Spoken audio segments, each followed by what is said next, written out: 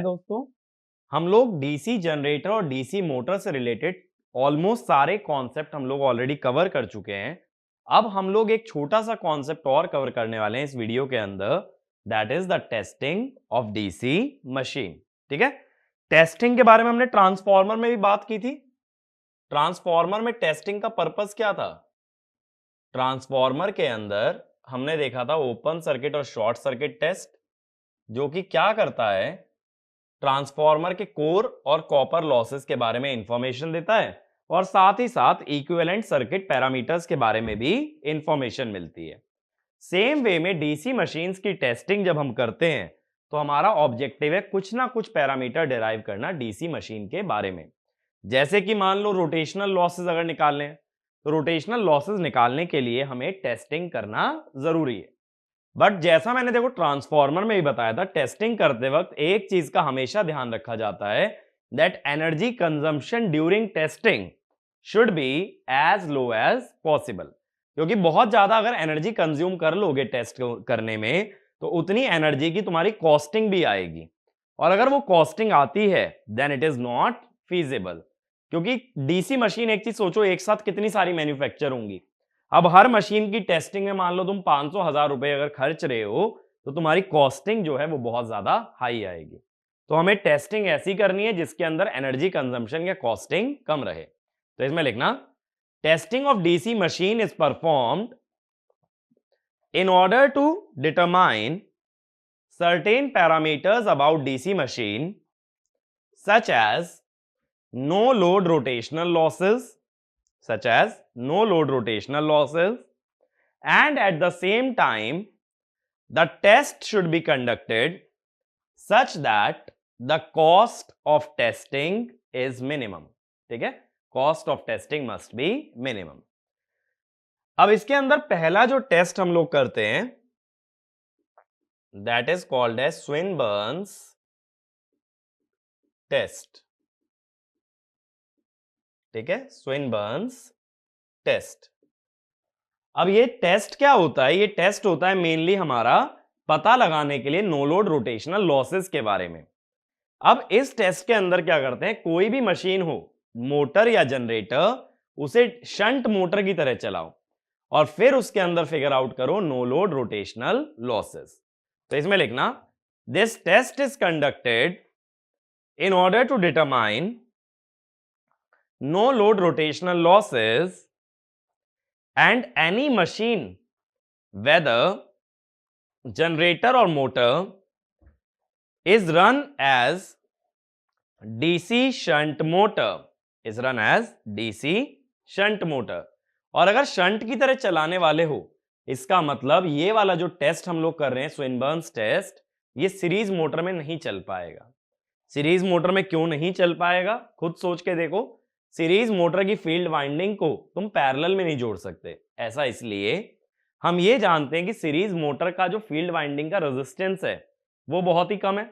अगर उसको तुमने वोल्टेज के पैरेलल लगा दिया तो उसके अंदर करंट बहुत ज्यादा हाई आ जाएगा, which can damage the winding. इसीलिए कभी भी छोटा रेजिस्टेंस पैरेलल में नहीं लगा सकते, otherwise it carries a large amount of current. तो हम सीरीज मोटर पे ये टेस्ट परफॉर्म नहीं करते। तो इसमें लिखना, this test can not be performed on a DC series motor. तो इसका मतलब सिर्फ शंट मोटर के लिए कर सकते हो, या ज्यादा करोगे तो कंपाउंड मोटर के लिए कर लोगे, लेकिन कंपाउंड को भी किसकी तरह चलाना पड़ेगा, शंट की तरह। दूसरी बात, जनरेटर हो या मोटर, इसको रन मोटर की तरह ही करते हैं। अब देखो क्या करते हैं, यहां एक एमीटर लगा लिया हमने,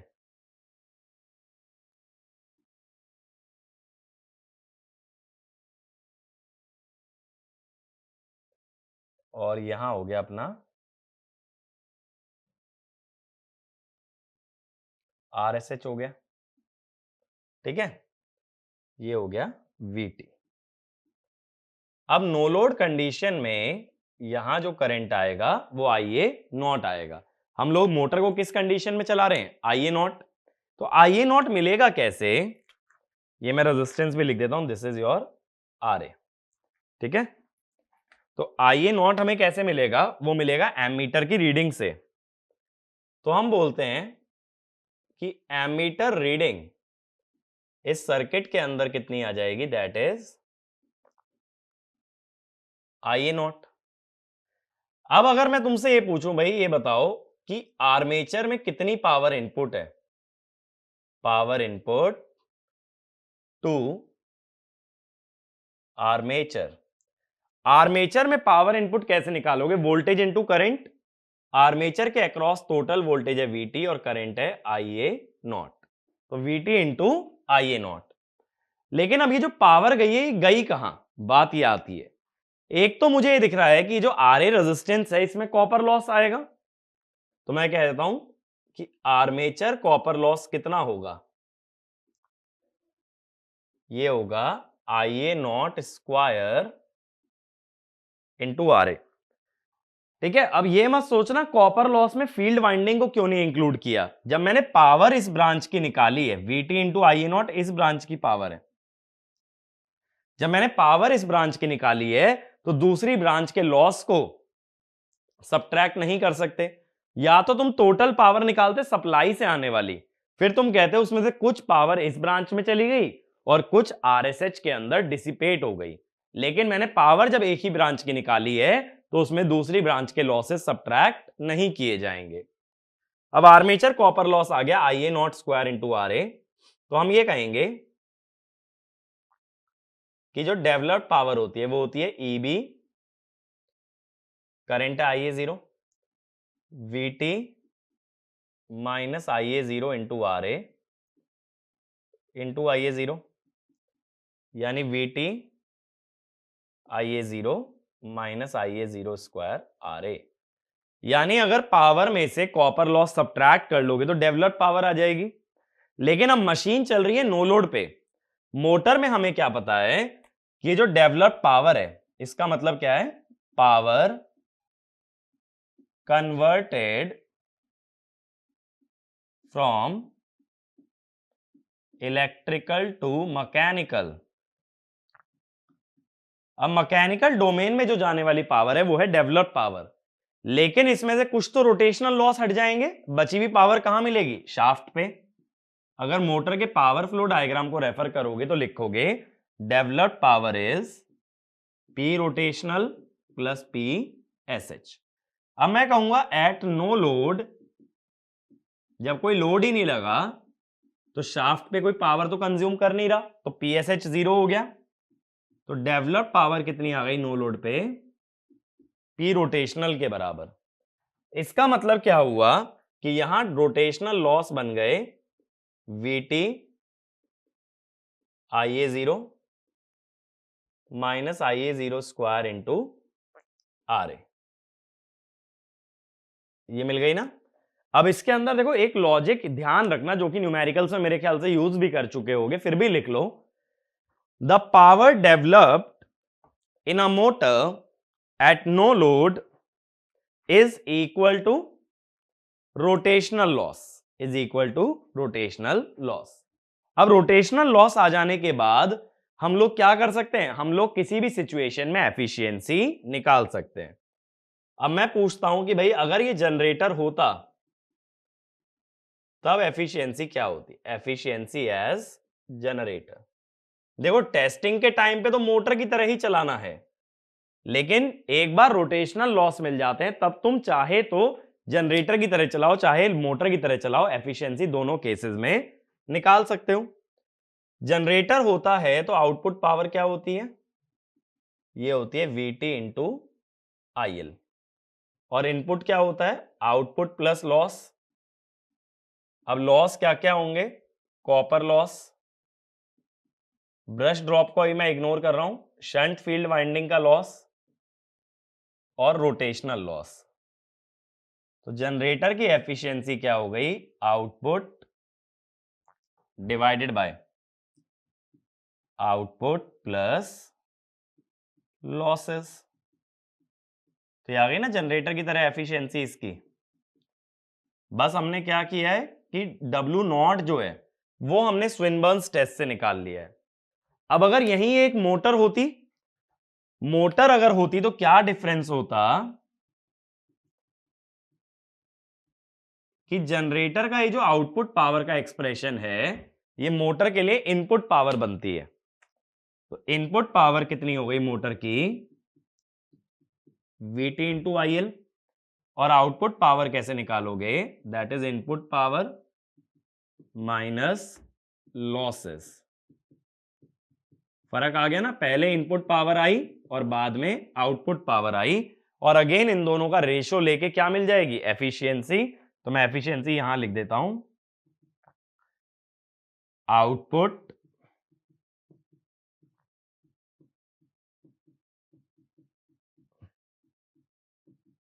बाय इनपुट।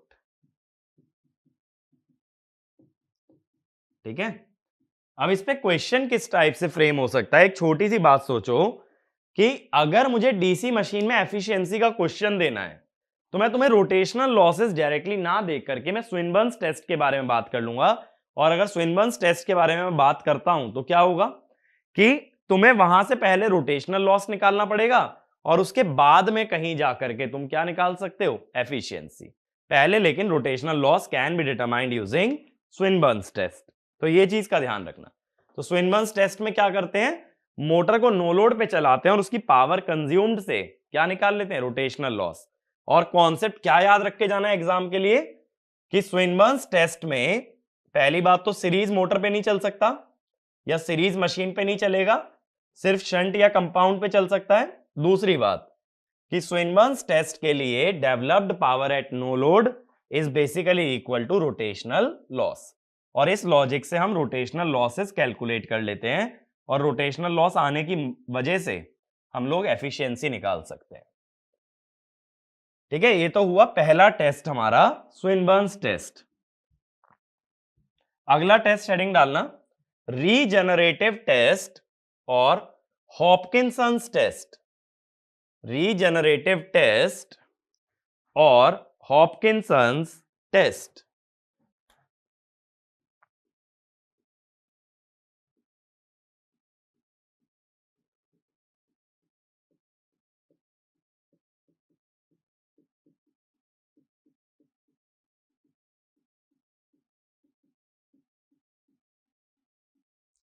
ठीक है, रीजनरेटिव या हॉपकिंसंस टेस्ट के बारे में हम लोग बात करने वाले हैं। अब पहली बात तो हॉपकिंसंस टेस्ट जो होता है ना, ट्रांसफॉर्मर के संपनर्स टेस्ट से मिलता जुलता है। ट्रांसफॉर्मर में संपनर्स टेस्ट में क्या किया था कि दो ट्रांसफॉर्मर्स को बैक टू बैक कनेक्ट कर दिया था और उनके अंदर हीट प्रोड्यूस्ड हम लोग निकाल रहे थे। सेम वे में हॉपकिंसंस टेस्ट में भी दो डीसी मशीन ली जाती हैं, एक नहीं, और दोनों के शाफ्ट आपस में जुड़े रहते हैं। पहले कनेक्शन देख लेते हैं, फिर ये सारे पॉइंट मैं लिखवाऊंगा। ठीक है, पहले कनेक्शन समझते हैं।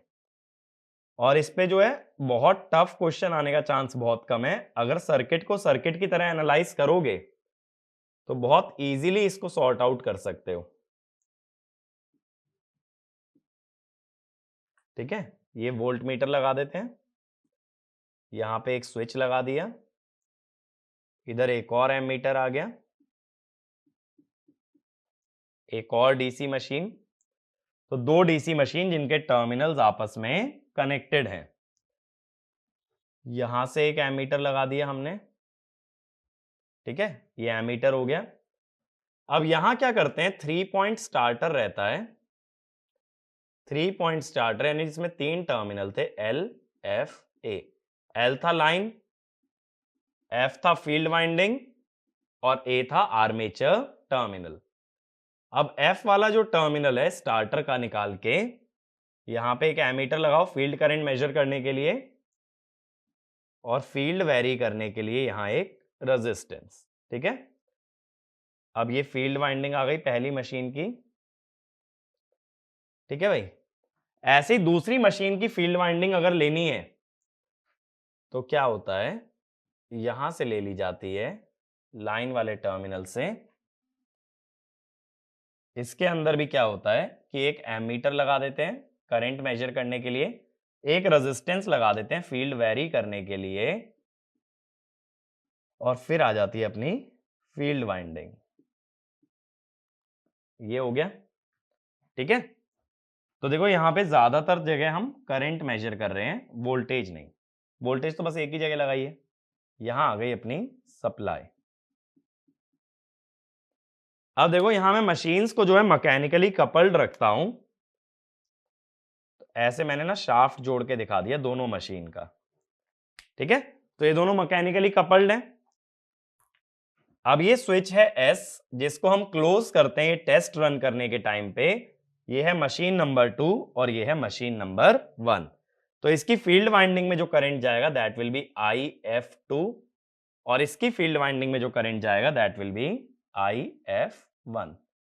तो ये दोनों फील्ड करंट किससे मेजर हो जाएंगे? ये मेजर हो जाएंगे दोनों एमीटर से। तो पहले एक पॉइंट लिखो, 2 DC machines have their terminals connected together and are also mechanically coupled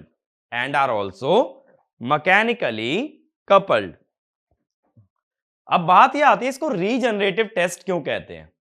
ऐसा इसलिए क्योंकि दोनों डीसी मशीन में से एक मशीन मोटर का काम करती है और एक जनरेटर का। अब जब दोनों के टर्मिनल जुड़े हैं तो जनरेटर जो भी करंट सप्लाई करेगा, जनरेटर जो भी वोल्टेज सप्लाई करेगा, वो किसे मिलेगी? मोटर को। यानी मोटर को इलेक्ट्रिकल एनर्जी कौन दे रहा है? जनरेटर। जनरेटर से एनर्जी पाके मोटर घूमेगी, और मोटर और जनरेटर का जब शाफ्ट जुड़ा हुआ है तो जब मोटर घूमेगी तो ये जनरेटर के लिए प्राइम मूवर का काम करेगी, और जनरेटर को मैकेनिकल एनर्जी देगी मोटर। यानी मोटर को इलेक्ट्रिकल एनर्जी जनरेटर दे रहा है और जनरेटर को मैकेनिकल एनर्जी मोटर दे रही है। तो दोनों ही मशीनें एक दूसरे को चला रही हैं, इसीलिए इसको कहते हैं रीजनरेटिव टेस्ट। इसमें लिखना, out of the two machines one machine acts as a generator and the other machine acts as a motor. Next point, generator supplies electrical power for the motor to run, and when the motor runs, it provides mechanical energy to the generator, or it acts as a prime mover for the generator. So generator acts as a source for motor and motor acts as a source for generator. तो motor generator के लिए source का काम करती है और generator motor के लिए सोर्स का काम करता है। That is why it is regenerative test.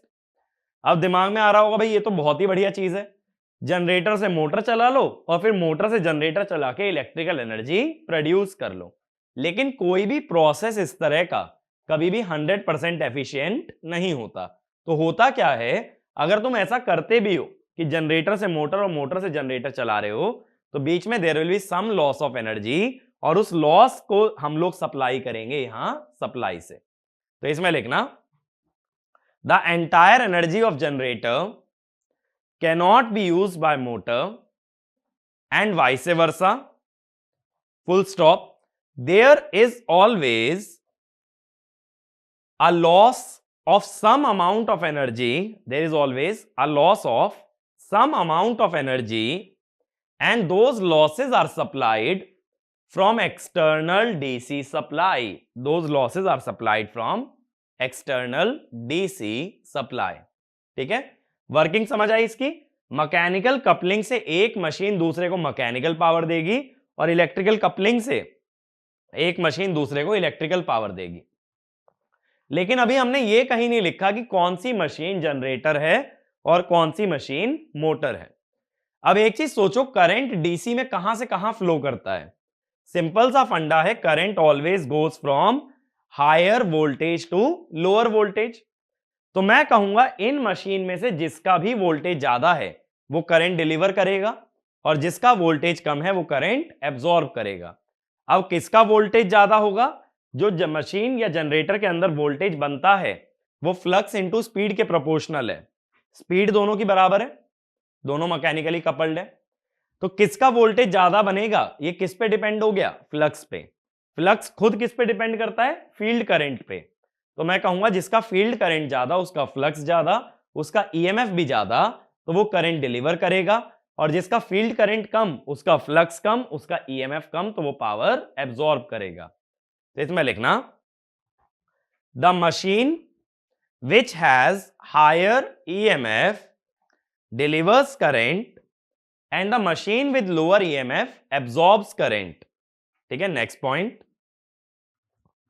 Since the two are mechanically coupled, their speeds are equal and hence the machine having higher flux will have higher induced EMF. ठीक है, next point.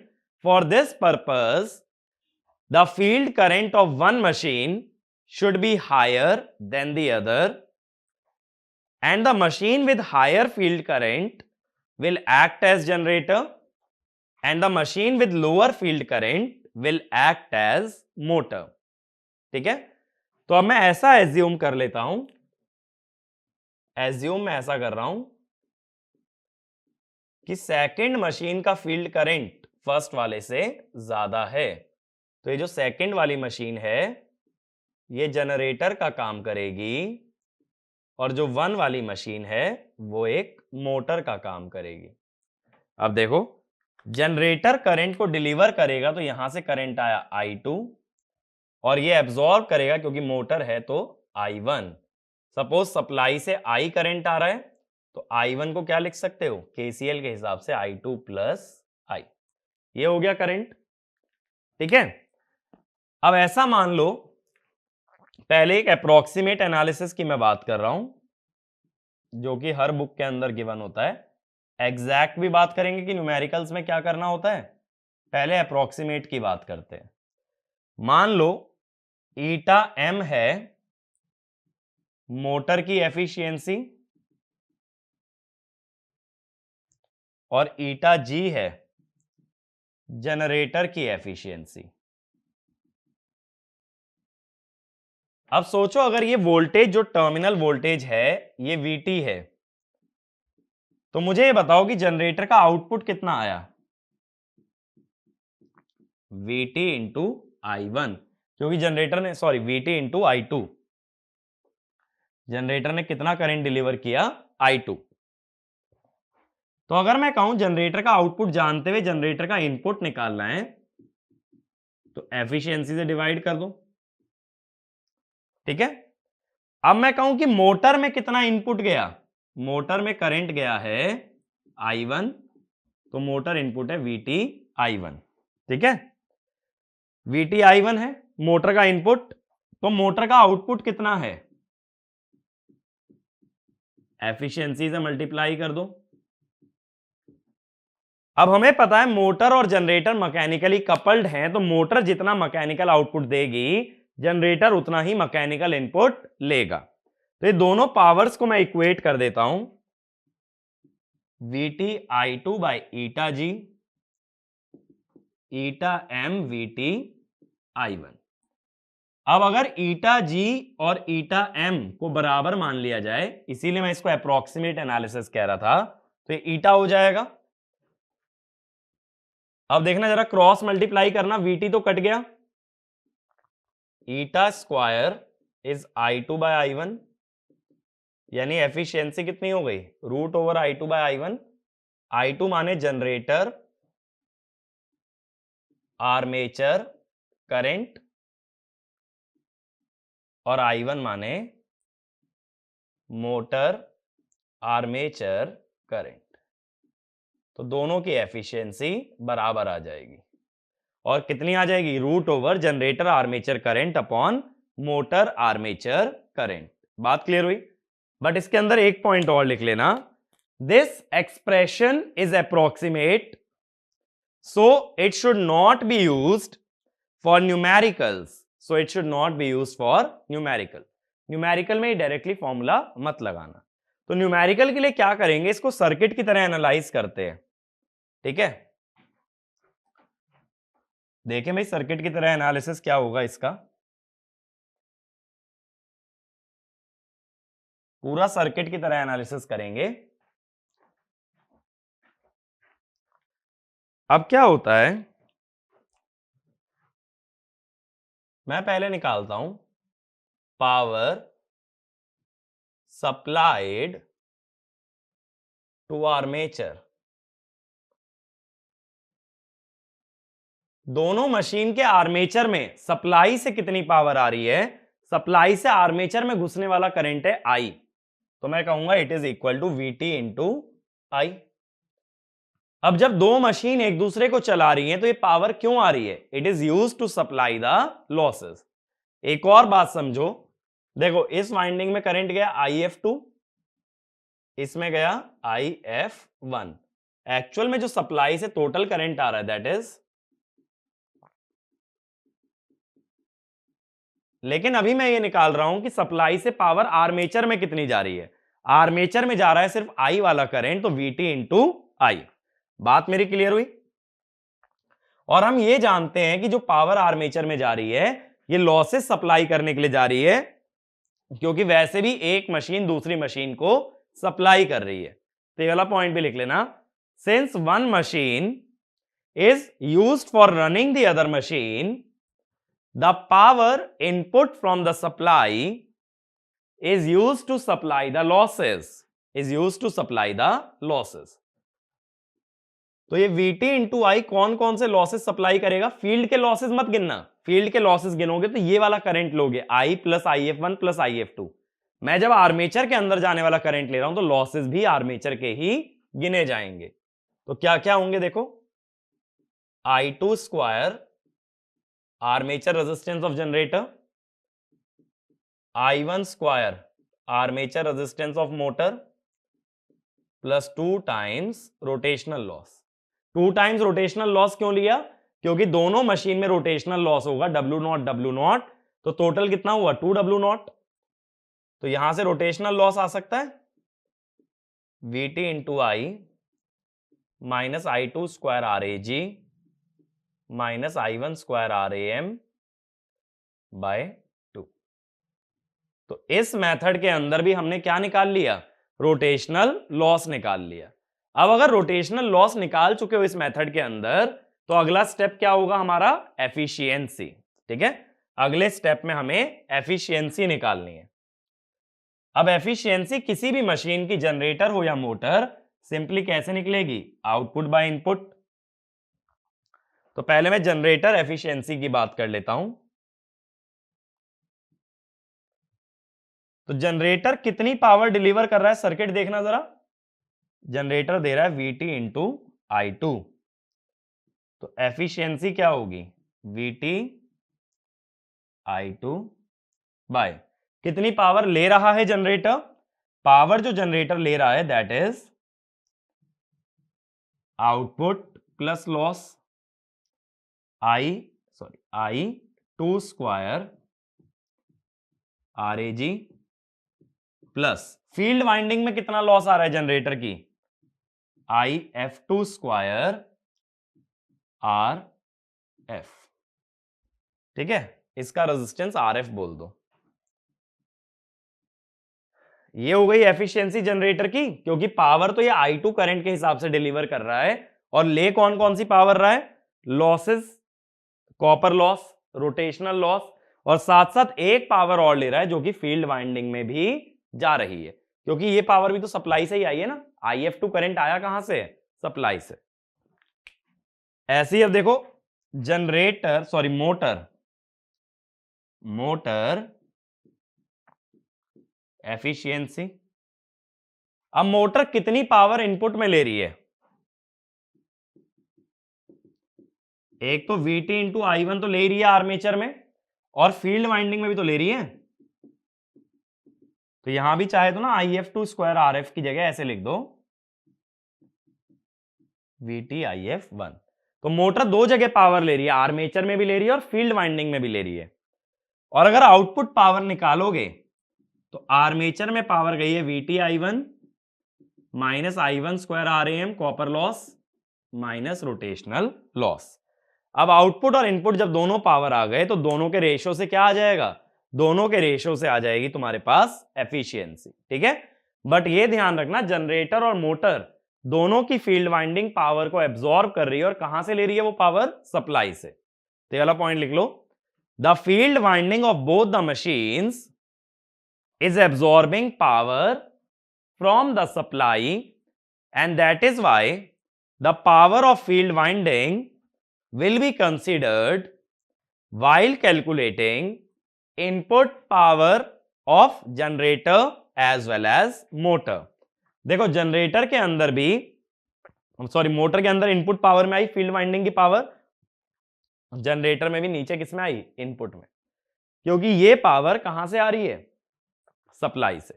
तो अगर supply से armature में जाने वाला current बताएगा तो उससे आर्मेचर वाले ही लॉसेस आएंगे, ये वाले।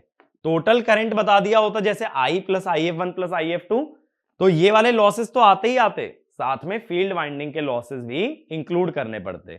यानी अगर सप्लाई से देख रहे हो करंट तो वो कौन कौन सी पावर दे रहा है, लॉसेस के बराबर। और अगर सप्लाई से आर्मेचर में जाने वाला करंट देख रहे हो तो कौन सी पावर आ रही है, जो या लॉसेस कौन से आ रहे हैं, जो आर्मेचर में होते हैं, यानी कॉपर लॉस और रोटेशनल लॉस। फील्ड वाइंडिंग का लॉस नहीं आएगा। बात क्लियर हुई? तो ये होता है हमारा रीजनरेटिव और हॉपकिंसंस टेस्ट। और इसका फायदा क्या है कि यहां मशीन्स को अपन फुल लोड पे चला रहे हैं, और फुल लोड पे चलाते हुए भी मैंने कोई लोड कनेक्ट नहीं किया। जनरेटर के लिए मोटर लोड है, मोटर के लिए जनरेटर लोड है, तो इफेक्टिवली कोई लोड ही कनेक्ट नहीं किया, तो जो भी पावर कंज्यूम हो रही है that is equal to losses, और इसी वजह से कॉस्टिंग कम है। तो एक पॉइंट लिखना, in this method the machines are tested at full load without actually connecting rated load to the machine, without actually connecting rated load to the machine, and the power from supply is equal to losses, so the cost of testing is very low। मैंने ये कहा था ना costing बहुत कम रखनी है।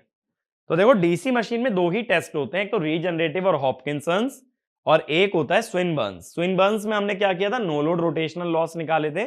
ऐसे ही हॉपकिंसंस में भी रोटेशनल लॉसेस डिराइव किए हैं दो मशीन की मदद से, और बाद में एफिशिएंसी निकाली है। तो इसमें देखो गेट पे तो न्यूमेरिकल आने का चांस नामुमकिन है इस टॉपिक पे से, अभी तक तो कोई न्यूमेरिकल आया नहीं है। तो इसीलिए ये सब जो क्वेश्चन है ना, ये तुम्हारे अदर एग्जाम्स के अंदर पूछे जा सकते हैं, इवन यूनिवर्सिटी लेवल पे ही पूछा जा सकता है, बट गेट के अंदर इसकी प्रोबेबिलिटी बहुत ही कम होती है। ठीक है, तो इस लेक्चर के अंदर इतना ही कवर करेंगे। हमारा डीसी मशीन का ऑलमोस्ट सारा पोर्शन कवर हो चुका है।